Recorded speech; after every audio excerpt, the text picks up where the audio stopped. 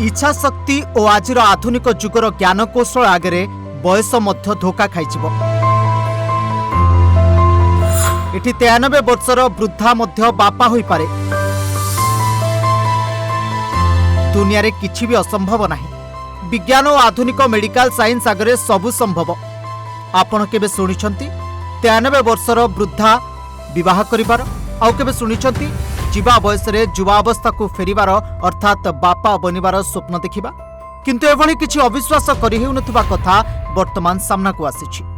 जहाँ शुणिले आपण कहिबे एहा बोधे गुजब, किंतु संपूर्ण खबर शुणिले जानि परिबे खबर पछरे थिबा सत्यता।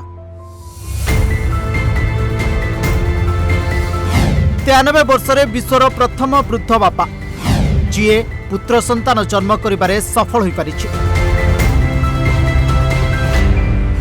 खाली सेतिक नुहे, जन्म होइथिबा संतान रो 21तम जन्म वार्षिक पालन करिबा पर्यंत से जीवित थिबे बोली आशा रखिछन्ति।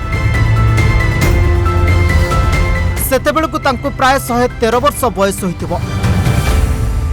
दर्शक बंधु, मनीष जीवन उपरे जेतेबेले हताशा निराशा बोध माड़ी आसुछि, सेतेबेले मनीष जीवन बंचिबार आग्रह को हरेई बसुछि। जीवन मनीष पई जंत्रणार जौघर पालटिथिबा बेले एठी किंतु डॉक्टर जनक विश्व को भिन्न मेसेज देउछन्ति। जीवन दुख अवसादर कंटा बिछा रास्ता नुहे, जीवन खुशी रे बंचिबार एक कला जहाको शिखिबार आवश्यकता रहिछि। जो बयसरे आमे जीवन उपर आशा तुटै बसु, सेही बयसरे जणे वृद्धा बापा हेबार स्वप्न देखिछि। एबे किंतु स्वप्न सतरे परिणत मध्य होइछि। ऑस्ट्रेलियार जणे 93 वर्षीय anti ageing doctor doctor Johan Levin बापा हेबार सौभाग्य लाभ करिछन्ति। बयसाधिकरे साधारणतः व्यक्ति वार्धक्य जंत्रणारे छटपट हुअन्ति। जीवन उपरु मोह तुटाई देई एकांतवासरे विश्राम नियंती एवं नाती नातुणीଙ୍କ सहित जीवन अतिबाहित करन्ति। केही केही सांसारिक जीवनरु सन्यास मध्य नहीं जाती। भारत रे ही समय को अवसरकालीन समय भाबरे धरि निया जाय। किंतु डाक्टर जोहन ए सबुथुरु व्यतिक्रम। से बयस को वार्धक्यतार चिन्ह बोली ग्रहण करते।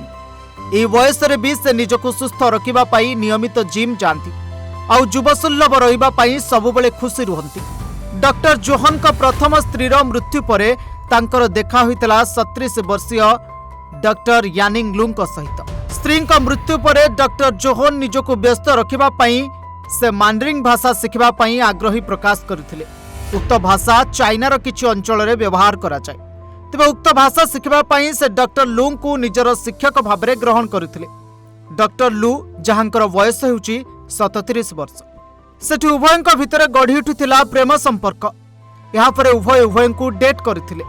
स्वाभाविक भाबरे जो बोली भाबरे प्रेम संपर्क गढ़ी उठे, ठीक एही दुहिंक मध्यरे मध्य प्रेम संपर्क गढ़ी उठिथिला एवं परवर्ती समय 2014 रे दुहे विवाह बंधन रे बांधी होइथिले। दुहे मिसी अति खुशी रे जीवन यापन करुथबा बेले वर्तमान आईवीएफ स्पर्म डोनेट माध्यम रे विश्वर प्रथम वृद्ध बाप भाबरे विवेचित होइछन्ति जोहन। एकथा सुनिला परे समस्त आश्चर्य होई जाउछन्ति। जोहनकर स्त्री थिले, पुओ थिले एवं परिवार मध्य थिले एवं नाती नातुणी मध्य अछन्ति एवं जोहनकर बड़ पुओ 65 वर्ष रे मृत्युवरण मध्य करिछन्ति। जेतेबेले समस्त सुनुचन्ति निजर बड़ पुओ मृत्युवरण करि सारिबा परे बापा एपर्यंत बंचिछन्ति एवं विवाहित एवं नुआ करी छुआ जन्म करिछन्ति, एकथा सुनला परे समस्त आश्चर्य होई जाउछन्ति। एवं एते दीर्घकालीन बंची रहिबार जो कला आ से बंची रहिबार रहस्य कोन बोली समस्त जानिबा को चेष्टा करूछन्ति। तेबे जोहन कहन्ति जे मो एपर्यंत फिट रहिबा पई निजको प्रस्तुत करूची, नियमित जिम जाउची एवं खाद्यपेय उपरे नियंत्रण रखुची एवं मु आजीवन निरामिषासी अर्थात निरामिष भक्षण करे।